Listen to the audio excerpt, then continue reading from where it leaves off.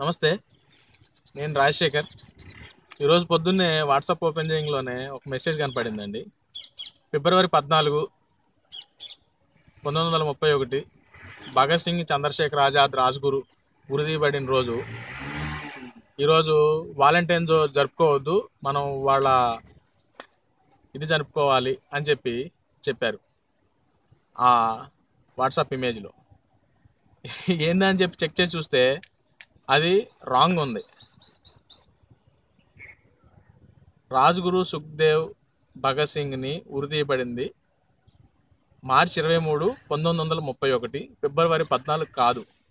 దీనిని కావాలని ఎవరో కొంతమంది దేశభక్తుల్ని పక్కదోవ పట్టించడానికి ఒక కుట్ర జరిగింది. దానిలో భాగంగా చాలామంది దేశభక్తులు తెలిసి తెలియక ఈ వాట్సాప్ ఇమేజ్ని ఫార్వర్డ్ చేయడం జరుగుతుంది. దయచేసి గమనించండి, సోషల్ మీడియాలో వచ్చేది ఏదైనా ఒక వీడియో కానీ లేదంటే ఒక ఇమేజ్ కానీ వస్తే దాన్ని ఒకసారి వెరిఫై చేసుకొని వేరే వాళ్ళకి ఫార్వర్డ్ చేయండి. ఇంకా నేను అసలు విషయానికి వస్తాను. ఈరోజు వ్యాలంటైన్ డే అని చెప్పి అందరూ దేశవ్యాప్తంగా చర్చ, ఎక్కడికక్కడ గ్రీటింగ్ కార్డ్స్, తర్వాత ప్రేమికుల దినోత్సవం అని చెప్పి టీవీల్లో కానీ సోషల్ మీడియాలో కానీ ప్రతి ఒక్కటి హల్చల్ చేస్తుంది. అసలు ఈ వాలంటైన్ అనేవాడు ఎవడు, దీని చరిత్ర ఏంటనేది ఎవరికి తెలియదు. అసలు గూగుల్లో ఎతికినా కూడా వాలంటైన్ గురించి నానా రకాల కన్ఫ్యూజన్ ఉంది, వికీపీడియాలో కూడా.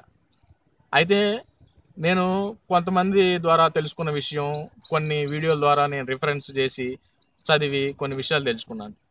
అదేంటంటే, ఈ వాలంటైన్ అనే అతను ఇటలీలో పుట్టి తను చర్చికి వెళ్ళి మంచి ఒక పాస్టర్గా తయారై, ఒక ఫాదర్గా తయారయ్యి దేశవ్యాప్తంగా తిరుగుతూ ఈస్టర్న్ చర్చెస్కి అతను ఒక బిషప్గా పనిచేయడం జరుగుతుంది. అది after death of Christ. So ఇది 260 అని కొంతమంది, 460 AD అని చెప్పి ఇట్లా చెప్తున్నారు. అయితే ఇతను ఇటలీలో పుట్టి ఈస్ట్ మొత్తం తిరుగుతూ క్రైస్తవ ప్రచారం చేయడం జరుగుతుంది. అయితే మన భారతదేశం సనాతన ధర్మం తెలిసి ఇక్కడ ఈ మన యొక్క వైఫ్ అండ్ హస్బెండ్ రిలేషన్షిప్, తర్వాత కుటుంబాల యొక్క వివరణ ఇవన్నీ తెలుసుకొని ఒక భర్తకి ఒకటే భార్య ఉండాలని చెప్పి తను ఫిక్స్ అవుతాడు. ఇతర దేశాల్లో అప్పుడు ఇటలీ, రోమ్, తర్వాత జర్మన్, ఈ ఇంగ్లాండ్, లండన్, అమెరికా ఇట్లాంటి కంట్రీస్ అన్నిటిలో కూడా ఒక వైఫ్ ఒక 3 నెలలు ఒకళ్ళతో ఉండొచ్చు, ఇంకొకళ్ళతోటి మళ్ళీ మారవచ్చు. హస్బెండ్ కానీ వైఫ్ కానీ ఇట్లా 3 monthsకి లివ్ ఇన్ రిలేషన్షిప్లో ఉండేవాళ్ళు. ఒక 1 month, 2 months కన్నా, 6 months కన్నా, మ్యాక్సిమం ఒక 1 year కన్నా ఎక్కువ ఉండేవాళ్ళు కదా కలిసి. దానివల్ల మానసికమైనటువంటి రోగాలు, శారీరకమైనటువంటి రోగాలు ఎక్కువగా వచ్చాయి. భారతదేశంలో చూస్తే ఇతను ఈ తెలుసుకున్న కొన్ని గ్రంథాల ద్వారా ఇతను భారతదేశ చరిత్ర తెలుసుకొని ఈ వాలంటైన్ అనే అతను ఒక వైఫ్కి ఒక హస్బెండే ఉండాలి, ఒక హస్బెండ్కి ఒక వైఫే ఉండాలని చెప్పి ప్రచారం చేయడం జరుగుతుంది. రోమ్ నగరంలో, రోమ్ మొత్తం బిషప్, రోమ్లో ఏనో ఒక పెద్ద బిషప్, అప్పుడు ఈస్టర్న్ చర్చెస్కి ఇతను బిషప్, ఈ వాలంటైన్ అనే అతను. క్లాడియస్ అనే ఒక రాజు, ఎంపరర్, రోమన్ ఎంపరర్, ఆయన చాలా గొప్ప వ్యక్తి, ఎంపరర్. అయితే ఈ విచ్చలవిడితనాన్ని బాగా ఎంకరేజ్ చేసేవాడు. ఈ ఒక వైఫ్ 4 అబ్బాయిలతో తిరగచ్చు, 4 అబ్బాయిలు, ఒక అబ్బాయి 4 అమ్మాయిలతో తిరగచ్చు, ఇలాంటివన్నీ బాగా ఉండేవి. అది ఫారెన్ కంట్రీస్ కాబట్టి పాశ్చాత్య దేశాలంతా ఇదే సంస్కృతి ఉంటుంది, కానీ భారతదేశంలో అలాంటి సంస్కృతి లేదు.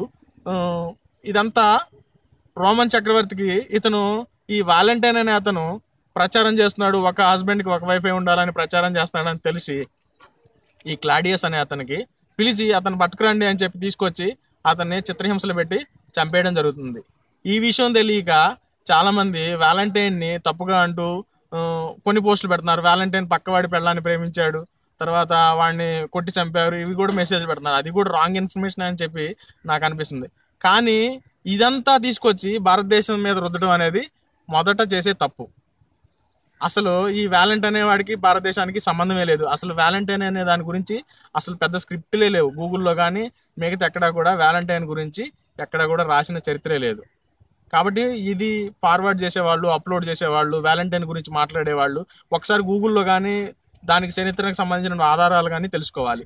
అసలు భారతదేశంలో డేస్ అనేవి లేవు. ఒక రోజుకి అమ్మా నాన్న ప్రేమికుల దినోత్సవం అని, వ్యాలంటైన్స్ డే అని చెప్పి, తర్వాత ఫాదర్స్ డే, మదర్స్ డే, ఇట్లాంటి డేస్ అనేది భారతదేశంలో లేదు.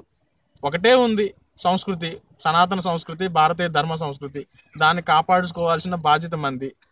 అంటే ఒక అమ్మాయిని ప్రేమిస్తే జీవితాంతం ప్రేమించాలి, కానీ ఒకరోజు ప్రేమించి వదిలేసేది కాదు ప్రేమ అనేది.